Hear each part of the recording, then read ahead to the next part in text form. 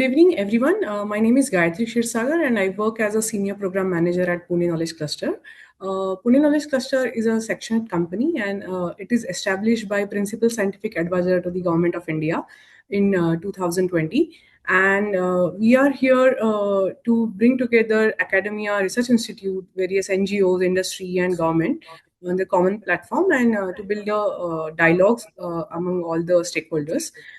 So to start with, we have, as a part of the STEMpreneur series, so this is a second talk, and it gives me immense pleasure to introduce you to Dr. Karve. But just before I begin, I would like to give a brief context about the STEMpreneur series. It is an initiative to celebrate women who are transforming scientific knowledge into meaningful real-world impact. And United Nations has also announced 21st April, that is today, as the International Day of Women in Industry, recognizing and strengthening the role of women across industrial and innovation ecosystems.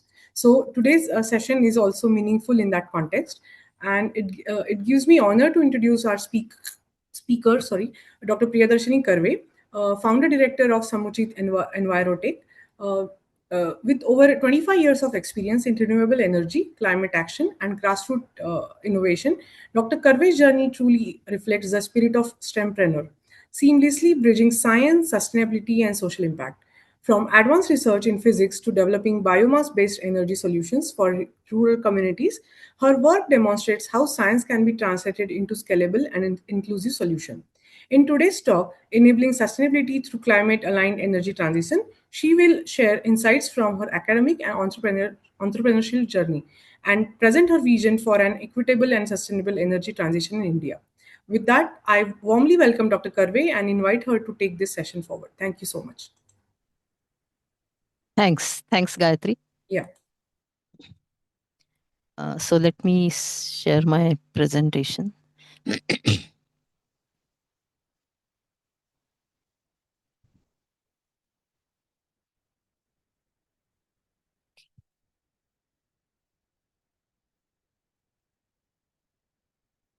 Okay, I hope this is visible.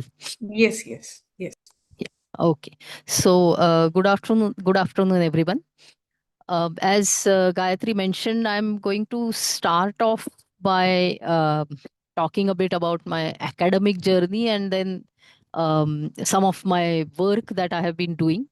And then on the basis of that work, the things that I kept on sort of learning from that, um, uh, some thoughts I'll share about climate aligned energy transition and how it can lead to a sustainable world. So to start with, just a bit about my academic background. I'm a physicist by training. My PhD is in material science. So I worked on chemical vapor deposited diamond thin films. Particular applications are in the cutting tool industry because diamond is the hardest material in nature.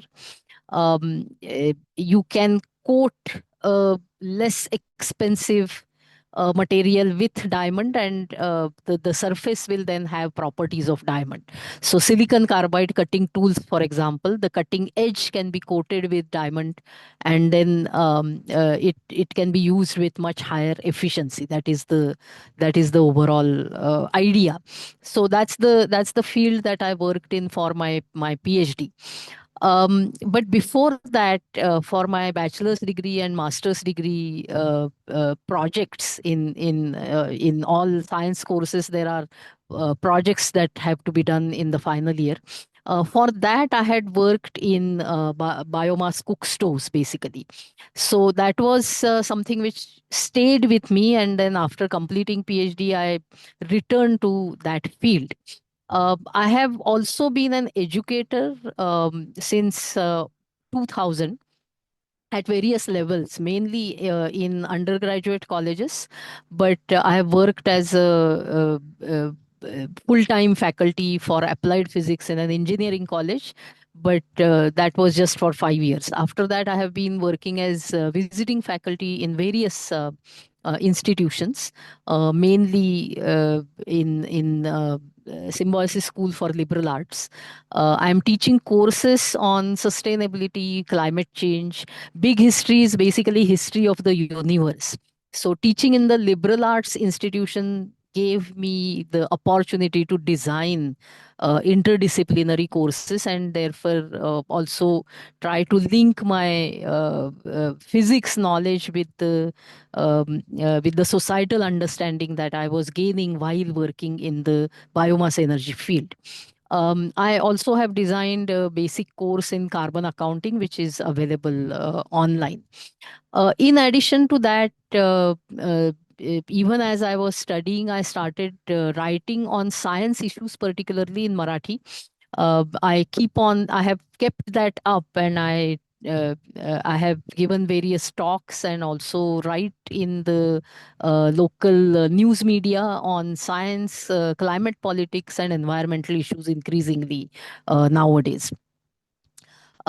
In the span of last about 25, 26 years, I have founded two green enterprises I have been a co-founder of. Samuchit Envirotech, which is the main sort of a knowledge consultancy that I run. Urja Box, I'll talk a bit about the work that we are doing under this.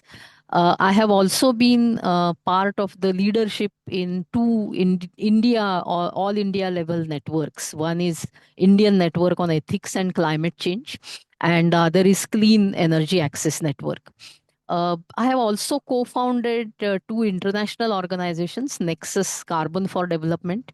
I'm no longer associated with that now, but Cleaner Cooking Coalition is an interesting idea that four of us are trying to drive, based in different parts of the world, actually.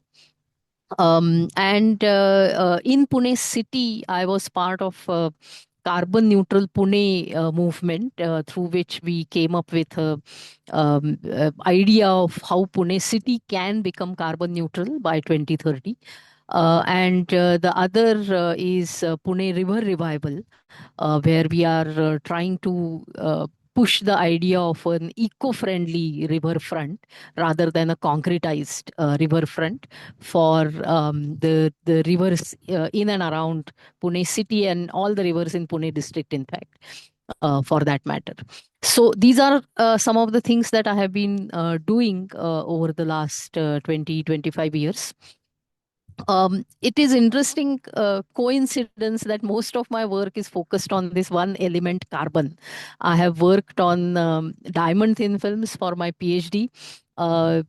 Biomass fuels and stoves, which are basically carbon containing fuels. I have worked on biochar, and I'll talk a bit about this. Carbon accounting and carbon neutrality is an idea that I have been sort of pushing. So, in a way, my entire STEM work as well as entrepreneurial work is focused on carbon. Um, how did it all start?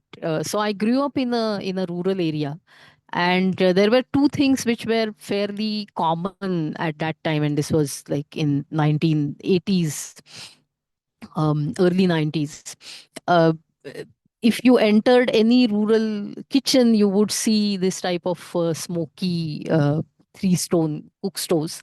And the area that I grew up in, that was a sugarcane growing area. So once the cane is harvested, the dry leaves which fall in the field, those are basically just burnt off. So the burning agricultural fields was a very common occurrence. So you have smoke in the houses and you have smoke out of the houses. So that's the kind of an environment that I was exposed to.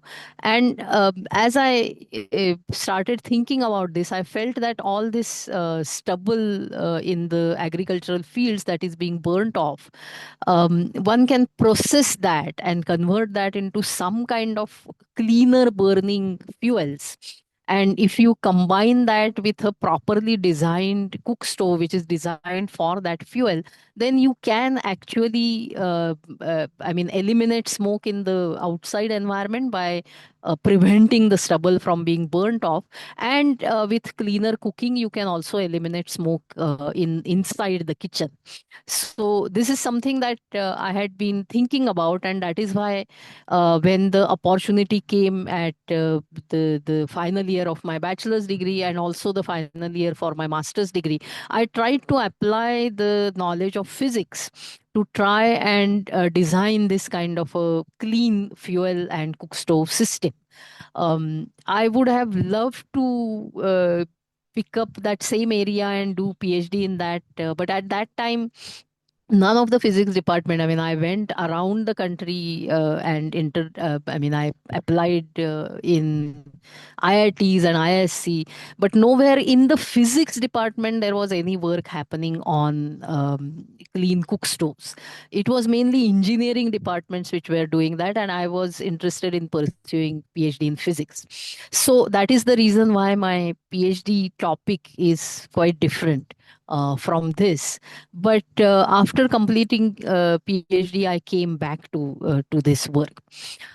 So there are two things that I did in the next 10-15 years. I started working on developing clean cook stoves, and I very soon realized that the scientific understanding was focused only on improving efficiency and reducing emissions. So the thought process at that time, we had a national program on improved cook stoves. It was a central government driven program which was being implemented in each state through a technical backup support unit. And for Maharashtra and Goa, the technical backup support unit was Appropriate Rural Technology Institute, which was an organization which had been established by my father and his colleagues. So I was sort of working with them, trying to bring in my physics understanding.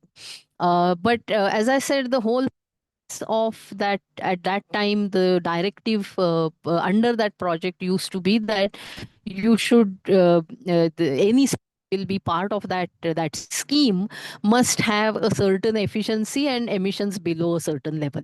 So that was the only thing that all laboratories focused on everywhere across the world, across India, sorry.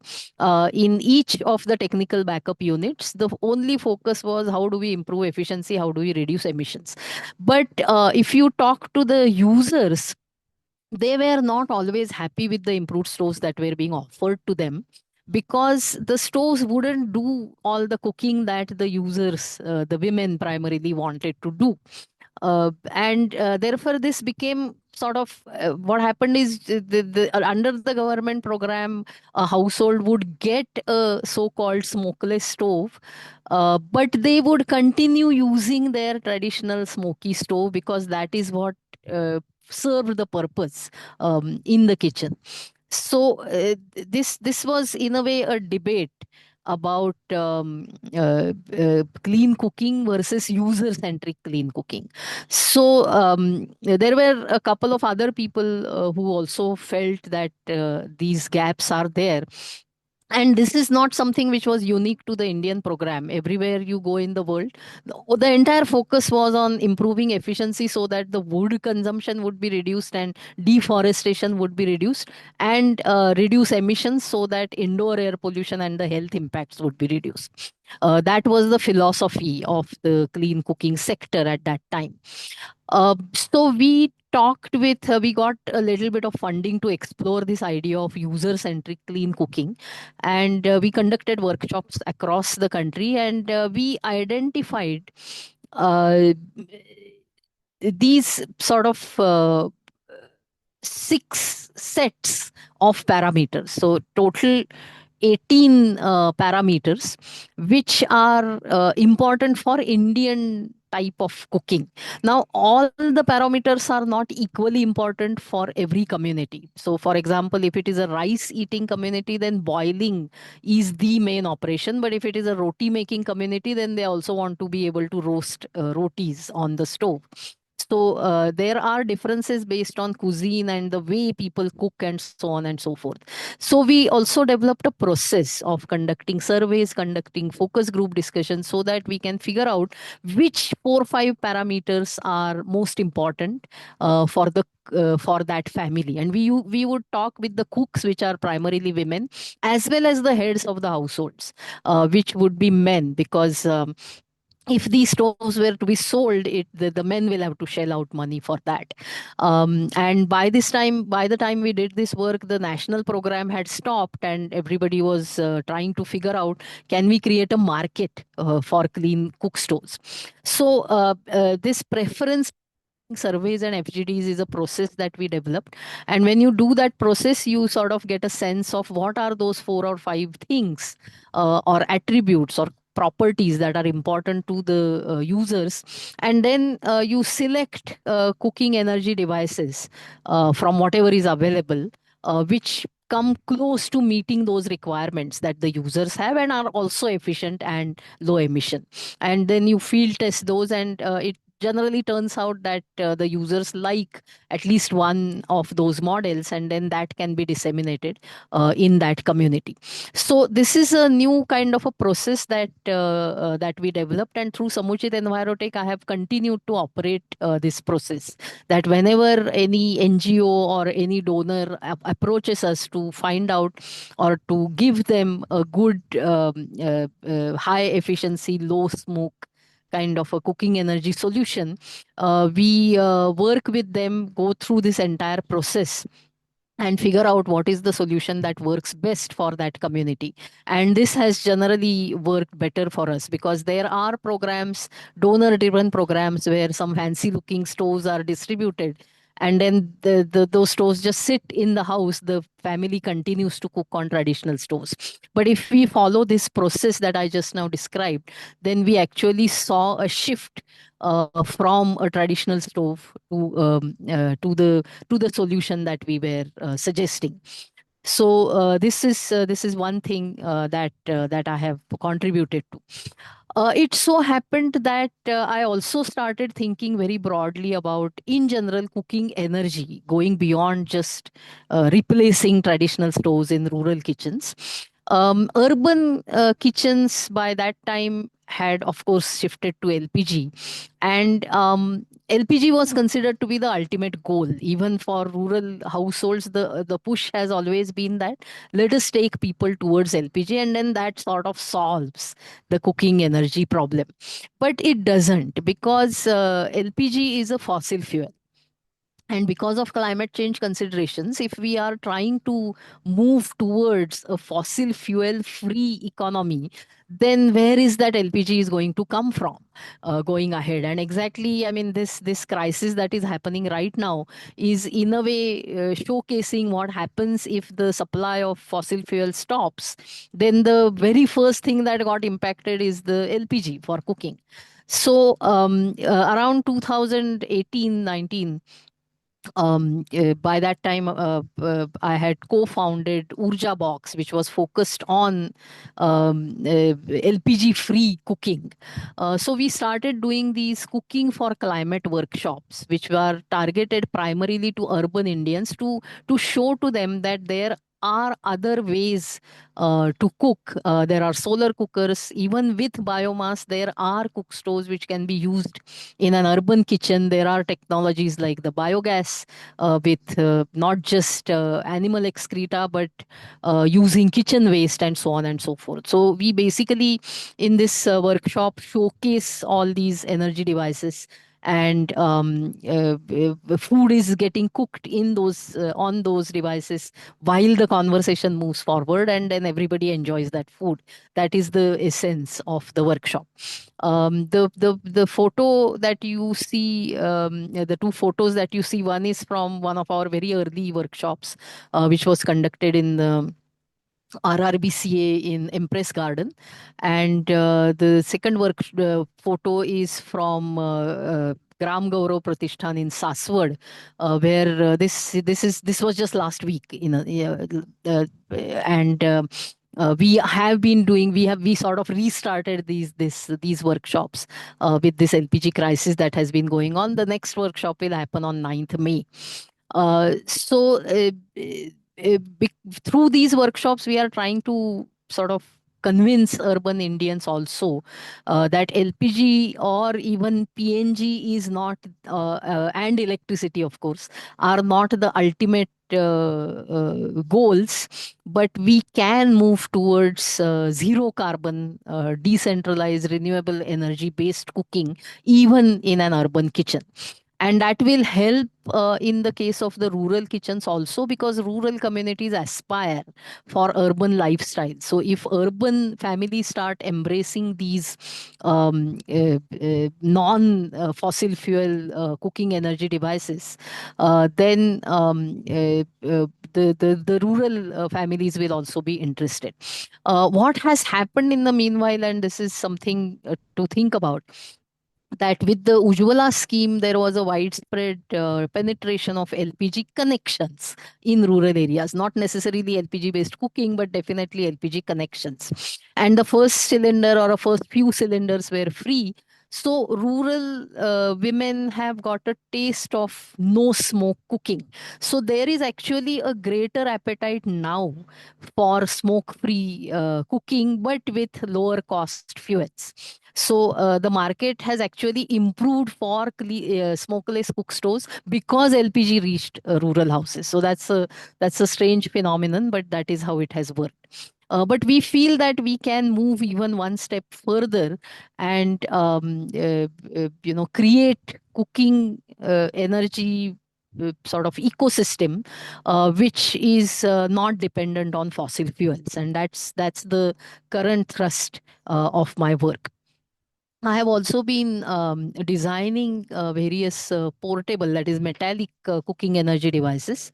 The Samuchit portable wood burning stove, this has insulating bricks inside, so the outer surface doesn't get too hot. And this stove is quite popular for farmhouses and things like that. The other three stoves, if you start from the other end, the Sampada gasifier stove, this has been around for a while. We have gone on improving little tweaks made to the design. This is basically a stove which can be run on garden waste, leaf litter, or small twigs and similar kind of fuels. It can also take wood, and it is useful for boiling water or heating water for bath and things like that. The campfire and barbecue grill. This was primarily designed as a in Marathi what we call as shekoti. So what has happened is over the years now in cities, almost all gated communities and building complexes have 24 by 7 watchmen. And during winter nights, the watchmen start a fire to keep warm, and they are basically burning anything and everything in that. But that has become one of the contributors to outdoor air pollution in urban air pollution basically. So the idea here is that if we give them a stove which can burn the leaves in the garden and twigs and so on, but without causing smoke, and they can just sit around it and get warm. So that was the idea of this campfire. But then we can also put a jali on it and convert it into, we can put a grill on it and convert it into a barbecue. The Mega Sampada gasifier stove came up as in response to this LPG crisis in a way, where my colleagues have put a pot holder on top of this, and it is working quite well in various institutional kitchens where the menu is fixed and food is being cooked for a large number of people. So you have to make a large quantity of rice, a large quantity of dal, a large quantity of vegetables to be cooked. So this kind of a stove works for that. So this is a series of stoves that emerged from the same design. This is a gasifier, natural draft gasifier design, which is lighted from the top. Air comes from the bottom, and the burn is pretty clean.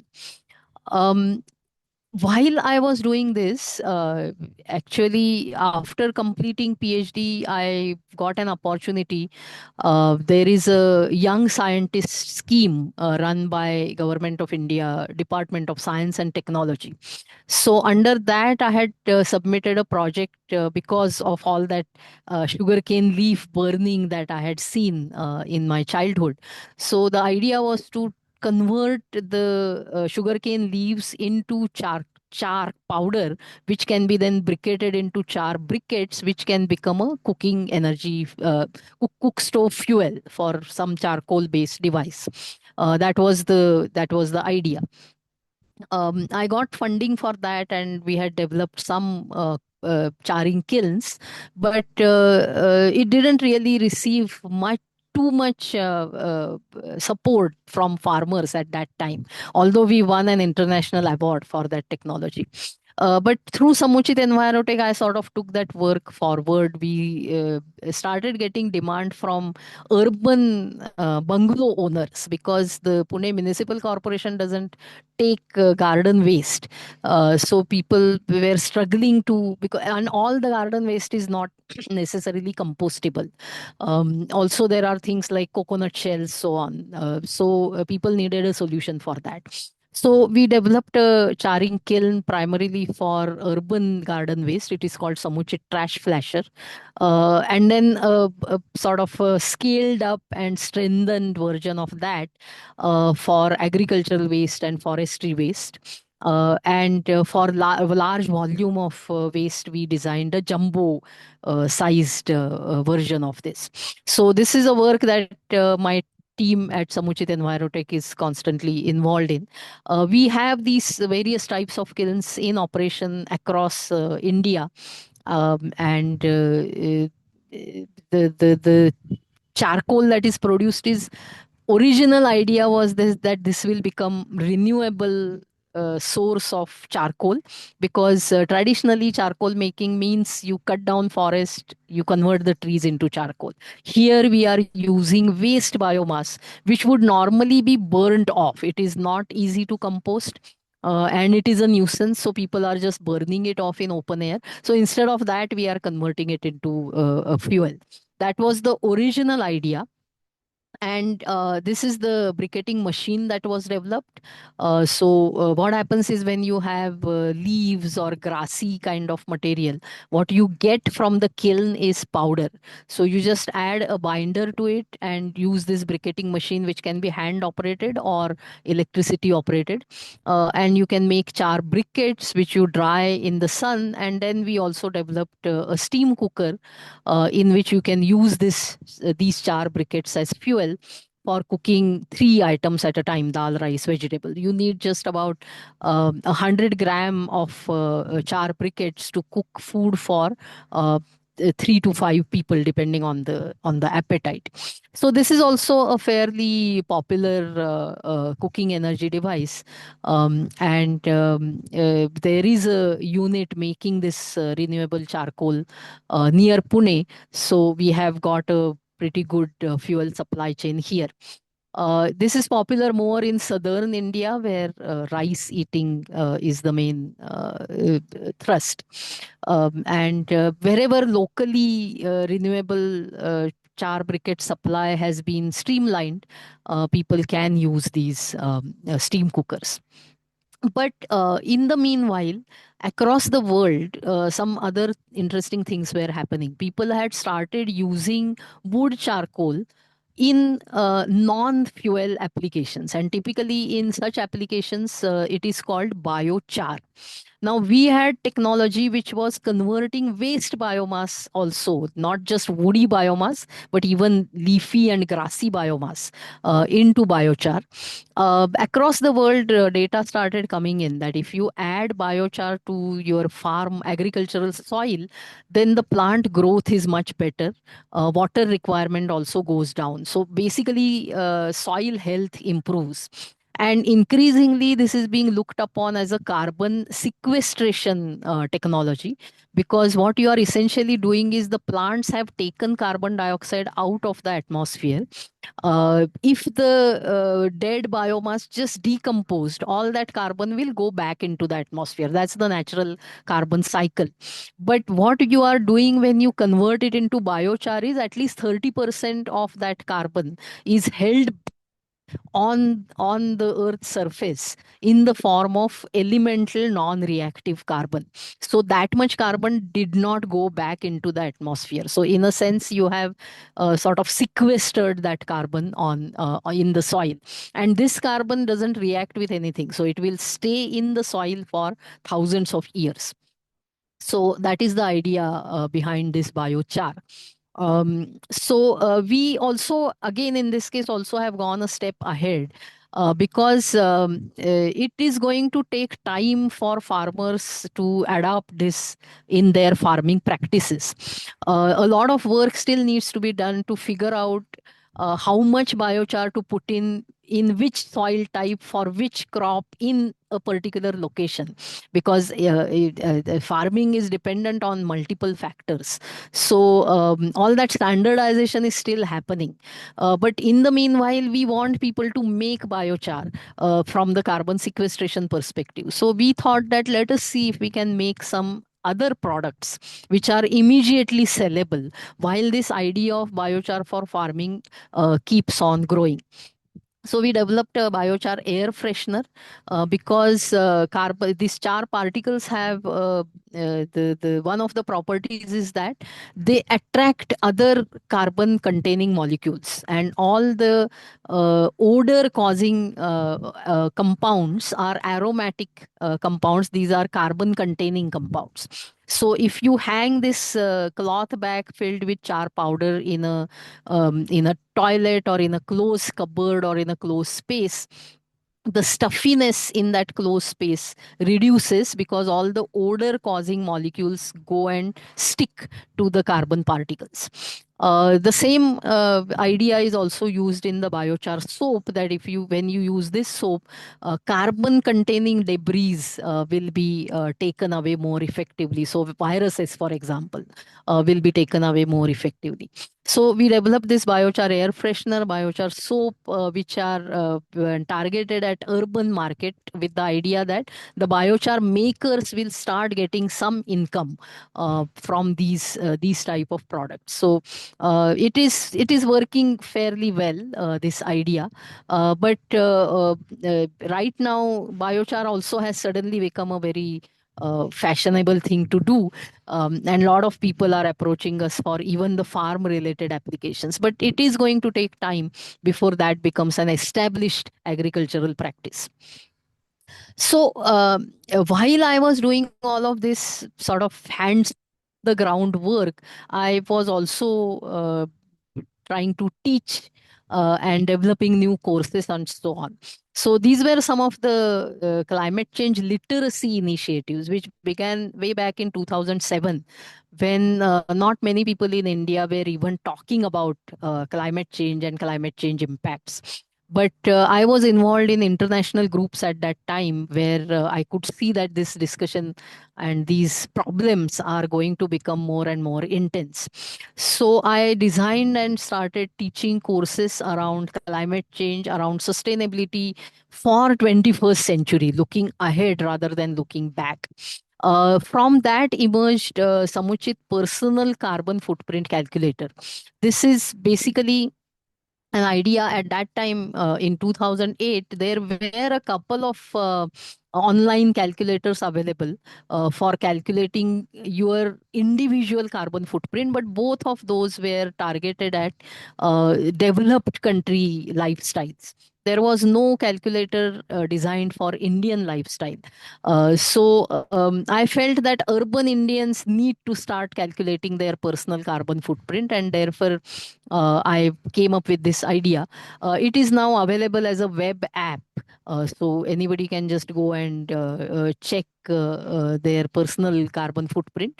It is available on a website called climatora.com, CLIMATORA.com. Based on this calculator, I also realized that just having a calculator is not enough, because at that time, nobody really had an understanding of climate change and how it is going to impact Indians. So we started doing climate friendly lifestyle workshops for urban Indians. Slowly, the workshop has also evolved, because initially it used to talk about personal carbon footprint, how much it is and how do we reduce it. But now it is increasingly also includes discussion on how do we deal with all the problems that climate change is creating for us, like unseasonal rains, cloud burst, and things like that. And I also started realizing that as the economy also starts responding to climate change, businesses will be pushed into reporting their carbon accounting. And again, in India, there weren't many people at that time who were looking at this. So I developed a course on basic carbon accounting, which is still running. One of the things that, I mean, because I was teaching all these courses which are not based on any textbooks, so I had to do a lot of reading, a lot of discussions with international uh, experts that I was meeting. The 21st century challenge that is not really being articulated very well, and it is based on this idea that the usual image of sustainability that we have of these three circles: planet, people, profit, intersecting but independent circles, that itself needs to be discarded. The planet is the outer circle. We are one of the species on the planet, so people is one of an inner circle, and economic activity is one of the things that we do, so profit making is the circle within people. And our economic activity must be such that it must maintain the environmental integrity of planet Earth while ensuring decent quality of life for all humans. So the entire business and entrepreneurial activity needs to be a social green enterprise. So social enterprise is a fairly well established idea in 20th century, but in 21st century we need to make it a social green enterprise, so that any entrepreneurial activity contributes to sort of maintaining the planetary conditions while creating a good quality of life for people. So that has been the driving force of some of the work that I have been doing over the last few years. Another insight that I had with the work that I was doing, and also all the interactions I had with young people as well as experts. We if we look at the span of human history, we talk about the Stone Age, the Copper Age, the Bronze Age. The focus is on how we shifted material use, but energy is an underlying driver.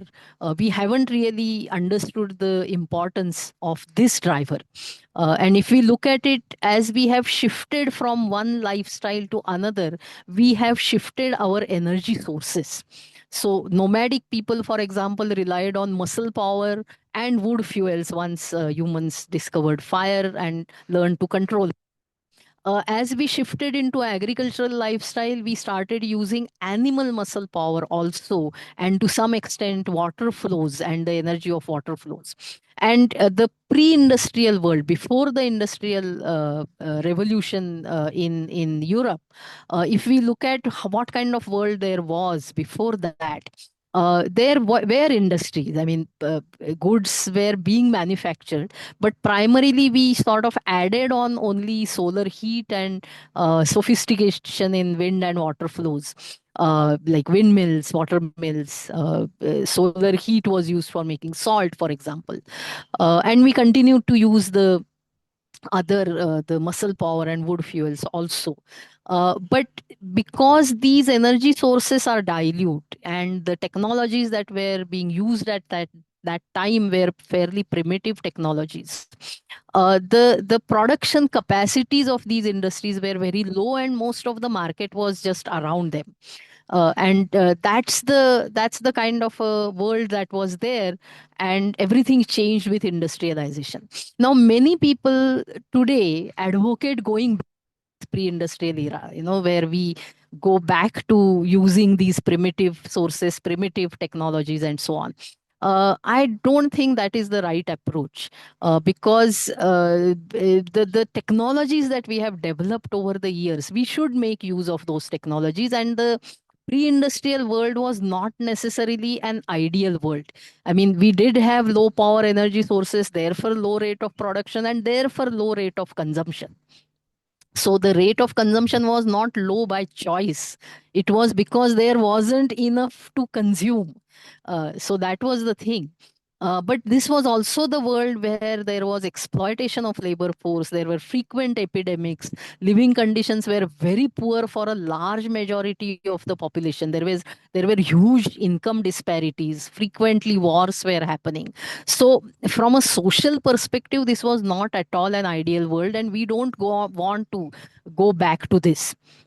What happened with industrialization is that so earlier what was happening with that is we were using some energy sources and we kept on adding to that. But with the industrial revolution, we sort of sidelined our traditional energy sources, and the fossil fuels, coal, petroleum, and coal based electricity, those became the main drivers.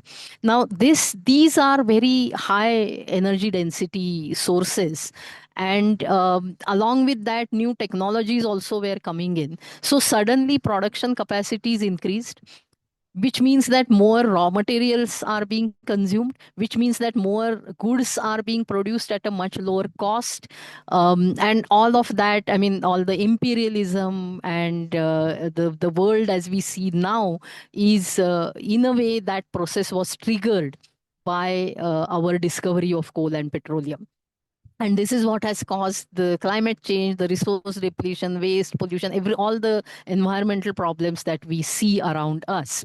However, the industrialization also helped reduce infant mortality, increase lifespans, better and more affordable living conditions were created for many, many more people than the pre-industrial world.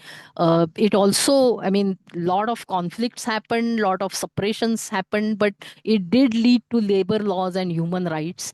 And wherever industrialization happened, democratic governance became the norm. So the social political conditions definitely improved with industrialization. And that is why I feel that our challenge in the 21st century is how do we transition away from fossil fuels, which is necessary to combat the environmental impacts.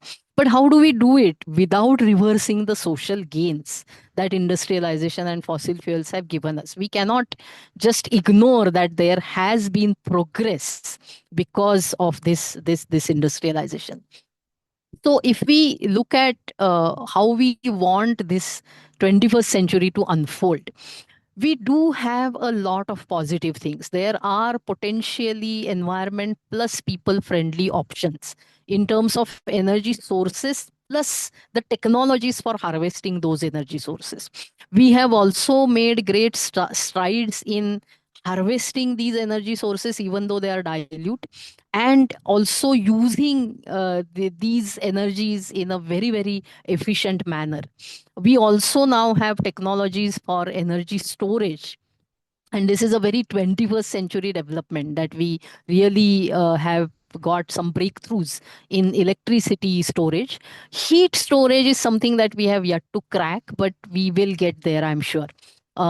We also are talking about green hydrogen, nuclear fusion. So there are new energy sources that are also likely to come on board. But this shift from fossil fuels. Fossil fuels are found only in certain pockets across the world. And that is the reason why we are in the geopolitical challenge that we are facing currently. But renewable energy sources are typically available everywhere. Not in the same quantities, but you can harvest sunlight even in the European winter conditions, for example. So that then opens up new pathways.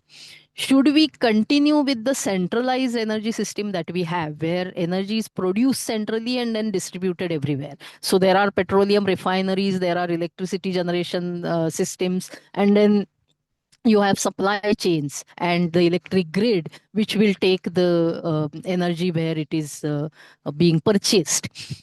This kind of a centralized system has created inequity in energy access and all the other problems. So do we continue the same system with renewable energy? The advantage is that the infrastructure and the governing processes will remain the same, but the energy injustice and inequality will continue. And there will be widespread ecosystem impacts, because the physical area occupied by a thermal power station is much smaller than the physical area occupied by, let's say, a bank of solar panels or windmills and so on, because of the diluteness of these sources. The other approach is decentralized or distributed renewable energy, which will require total revamp of our energy infrastructure, energy governance, energy mindset.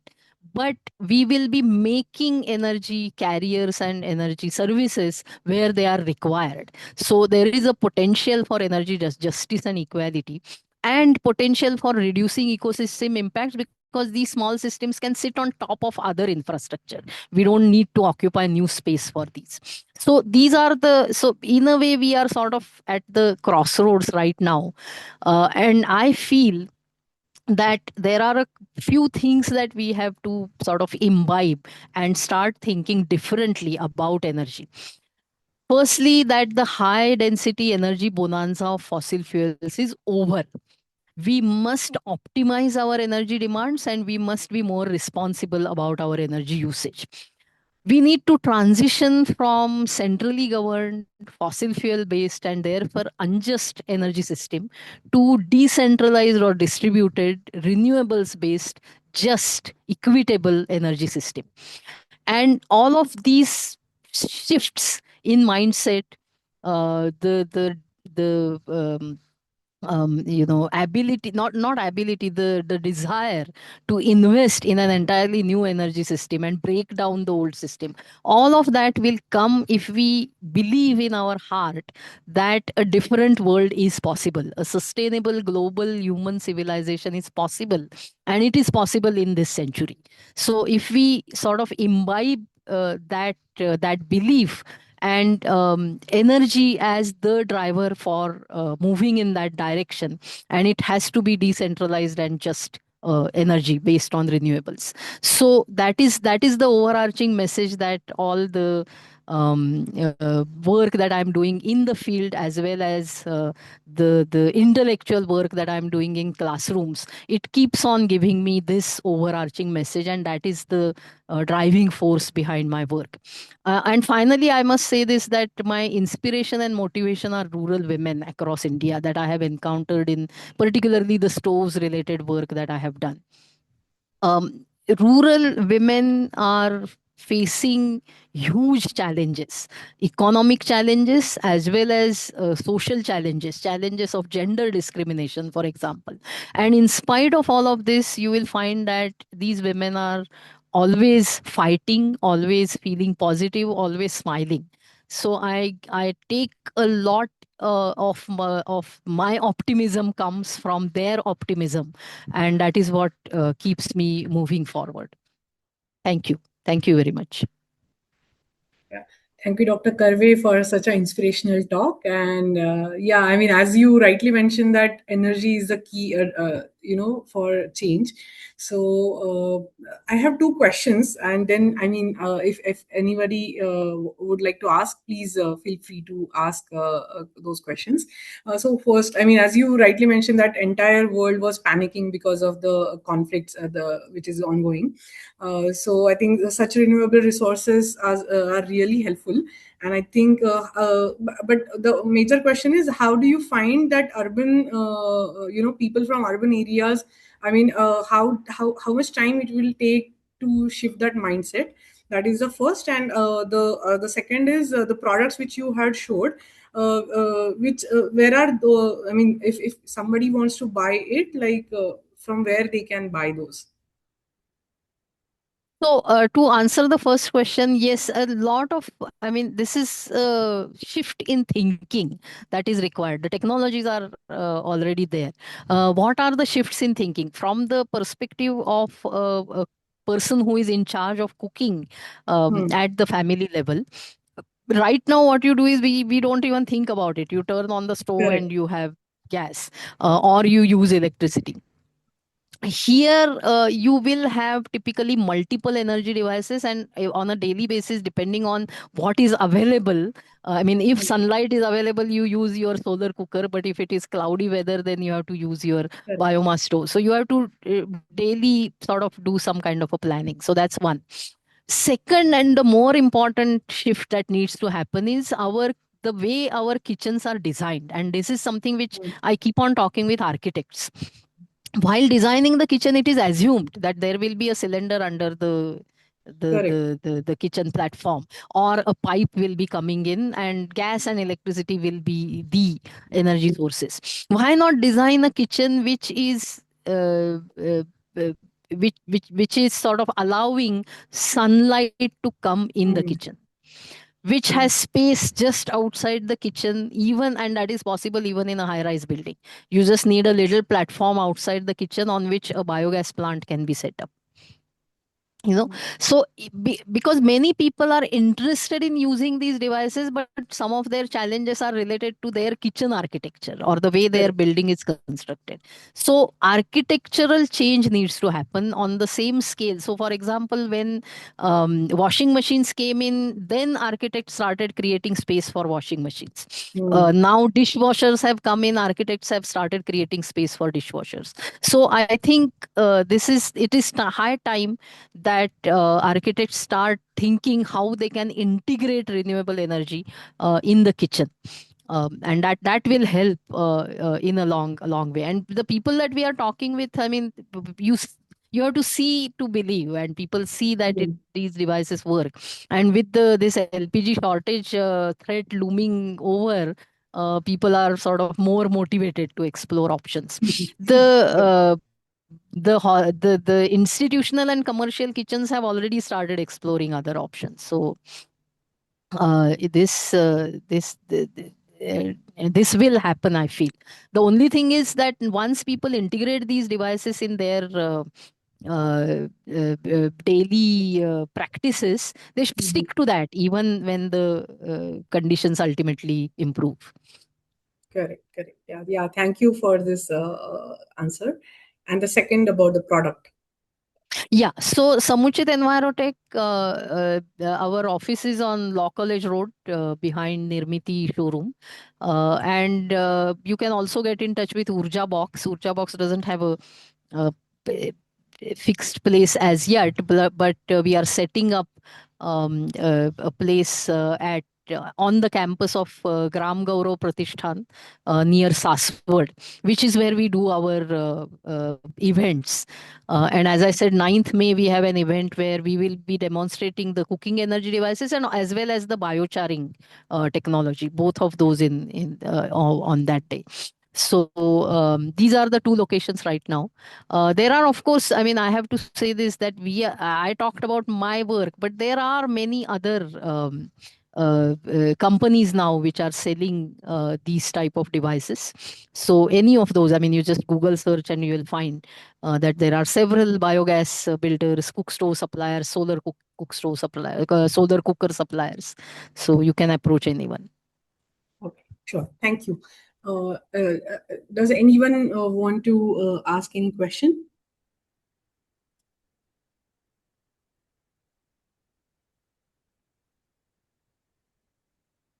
They can raise the hand. We can unmute from our end.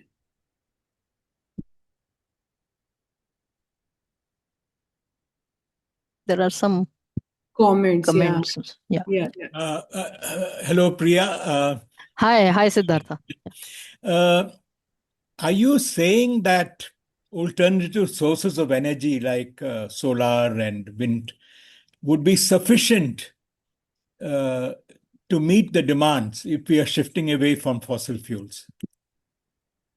Yes, so there was that was a very valid question for a long time. But as technologies have advanced, as I said, our efficiency of using electricity and fuels has also improved.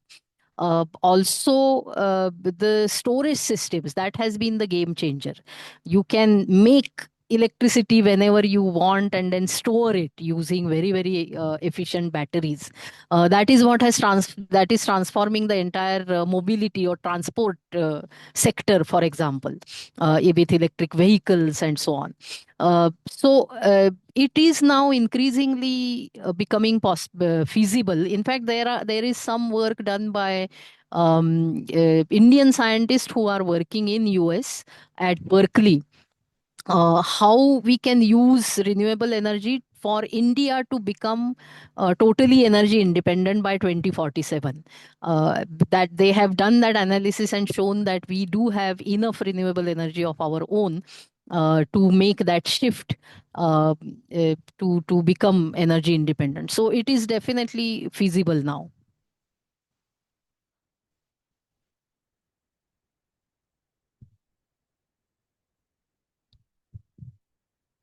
Yeah. Mr. Vani. Yes, I think Milin Mani would like to ask the question. Yeah. Sorry, my video is somehow not working, Priyaji. It was a wonderful talk. I was wondering about what is the kind of support state governments or the central government through its schemes and is allowing or creating opportunities for the increase of, alternative sources of energy. So, yeah. So for the cooking sector, the short answer is nothing. But for, of course, for electricity generation all, there are very good schemes from central government. The Suryagar scheme, for example, and the solar water pump Kusum scheme and so on. But unfortunately for the cooking energy sector, the thinking at the policy level seems to be that it will be electricity ultimately, and however that electricity may be made. But not all Indian cuisine is like that. And psychologically also people want to cook on flame. So some kind of a flame based devices will always be there.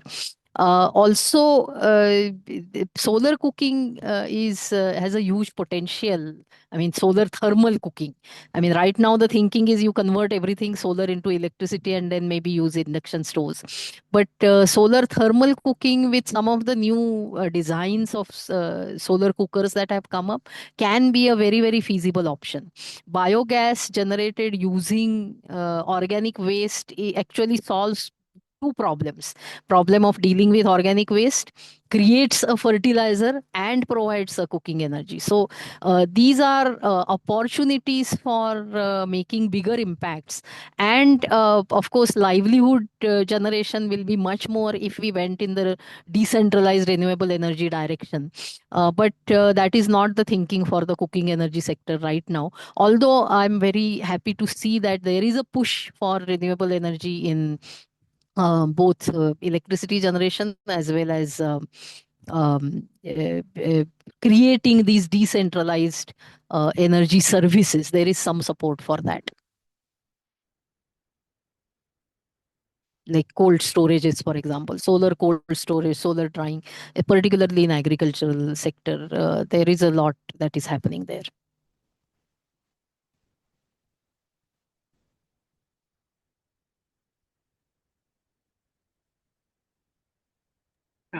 Thank you, Dr. Karve. Is there any other question?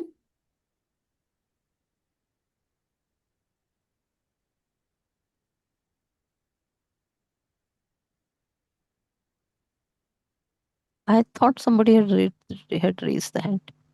No, I think it was Milin Vani only. Okay. Yeah. Yeah. Yes, Siddhartha. Is firewood considered, included as an alternative, or would firewood also be, Yeah, not supplying not carbon? not too much now. And I mean, only when nothing else is available, you go for firewood. But biomass briquettes and biomass pellets These are standardized. You can design stoves for standardized fuels, which can be very, very clean burning. So that is the direction in which the solid biomass fuel technologies are moving. But because there isn't any government support, not many scientists are doing any R&D in this. Nothing much is happening there beyond some of the first few designs that are still around.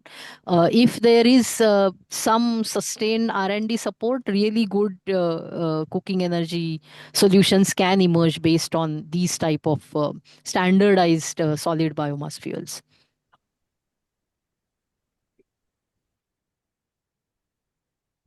Yeah, Mr. Sanjeev Jain has raised hand.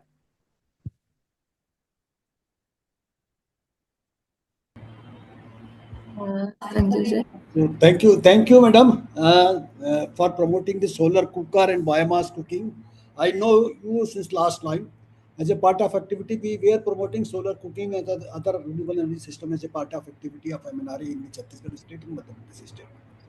And I am using solar cooker since last 30-40 years. Recently, many startups have promoted the hydrogen cooking, and MNRE Yeah. recently accepted this hydrogen cooking. Induction cooking is also accepted with the solar photovoltaic. Do you see the hydrogen cooking can become a solution or option for cooking in the rural and urban area? So I have seen one design of a hydrogen cook stove, and that was quite impressive. I think it can be a good source of all sorts of thermal energy services, actually, not only for cooking, but Right. many other things also. Cost is going to be a big question mark. So we'll have to wait and see. It's still too early to predict a lot about this, but I feel this is a very promising technology, especially where hydrogen storage is not required. You sort of make hydrogen and immediately use it. That will also be much safer. Right. Thank you. Is there any other question? Yeah, I have one actually. Sorry. So you mentioned about the biochar and the bricks and the pellets thing. Does moisture affect the efficiency of the burning such stuff, or because Yeah, in the it does. Yeah, it does. So what and I think that is where we can learn a lot from the way rural women have managed their fuel supplies. So what they typically do is, when you are cooking your meal today, you arrange your fuel around the stove, where correct. the heat radiating from the stove then dries it out. So actually, that's another thing, that the traditional stove, the efficiency is always thought about how much energy is going into the food, but there is this energy which is also drying the wood, keeping the house warm, keeping the salt moisture free. So it is not really wasted heat. Women also would leave the cooking pots on the traditional stove so that the heat then helps preserve the food. So our thinking about efficiency also needs to evolve. What multiple things we can do with using that heat. So drying of next day's fuel is one possibility with whatever heat is being going out from that system. Yeah, thank you for that answer. Yeah. If there are no other questions, I just want to announce few things. Like I have just shared a link to our events page, which I mean you can follow us on social media, as well as you can check our event page for more details. Like on 27th of April, that is the next Monday, we will be having a talk on astronomy that will be broadcast on YouTube. So the participants, whoever, I mean, the students, teachers, or any age group individuals can attend that. And all of our talks are free of cost. So, and the recordings are available on our YouTube channel. And Sheetal has also shared the link to our YouTube channel. So even the same this talk will be available maybe in 2-3 days on our YouTube channel. With that, once again, thanks to Dr. Karve for taking time for this particular session and inspiring all of us, and to promoting renewable energy resources. especially for urban people. Thank you once again for your time, Dr. Karve.